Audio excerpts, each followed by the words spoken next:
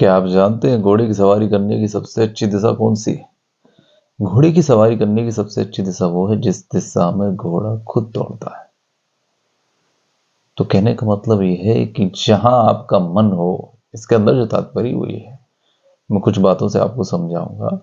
जिस काम में आपका मन लगता हो, जिस काम को करने में आपका मन लगता हो, उस गुण को अगर आप उभारते हैं अपने जीवन के अंतर्गत, तो आप उसमें बहुत आगे निकल सकते हैं।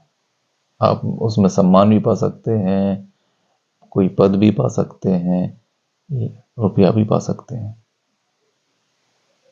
उदाहरण के लिए अगर आप जानते हो सचिन तेंदुलकर को, सचिन तेंदुलकर की मैंने एक तस्वीर देखी थी, शायद वो 5 या 6 साल के होंगे, जब भी वो अपने हाथ में एक बैट पकड़े हुए हैं और 16 साल में उन्होंने इंटरनेशनल क्रिकेट में खेलना शुरू कर दिया था।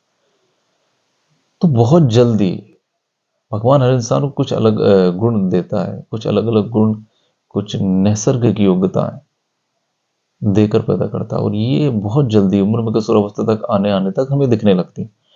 और अगर इन पर हम ध्यान दें और इनमें से किसी भी एक गुण को अगर हम पहचान लें, हमारे अंदर कौन सा गुण है, वो आप कुछ भी हो सकता है। आप बहुत अच्छे गायक हो सकते हैं, आप एक्टर हो सकते हैं, आप स्पोर्ट पर्सन हो सकते हैं, टीचर हो सकते हैं, कुछ भी। लेकिन उस एक विशेष गुण को पहचानने का काम आपका है, आप ही उसको पहचानेंगे। और अगर आपने उसको पहचान लिया और फिर उस पर पूर्ण समर्पण करके उसको निखारने का काम करना, जो भी गुण हमें प्रकृति ने दिया है उसको पहले हम पहचानने के बाद हम उस पर काम करें कि इसको करने में हमको आनंद भी आता है और इसको करने में हम दूसरों से अलग हैं और श्रेष्ठ हैं। फिर आप उसी पर अपना पूरा फोकस करें। दुनिया क्या कह रही है इस पर न जाए, दुनिया आपको क्या बनाना चाह रही है उस पर न जाए, आपको क्या बनना है आपको इस पर ध्यान देना।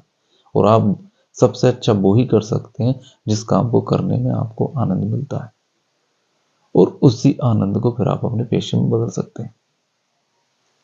तो अगर आप इस तरीके से जीवन में आगे बढ़ेंगे तो आप मन चाहे उन्नति कर सकते हैं, आप जो चाहें पा सकते हैं। आप जरूर इस पर गौर कीजिएगा कि जो गुण हमारे अंदर है, अगर हम उसी को विकसित करें और उसी को पोषण दें, उसी में विशेष बने, तो हमारे इस दुनिया में आने का उद्देश्य भी पूर्ण हो जाएगा और उस कार्य को सबसे बेहतर ढंग से करके हम विशेष हो जाएंगे।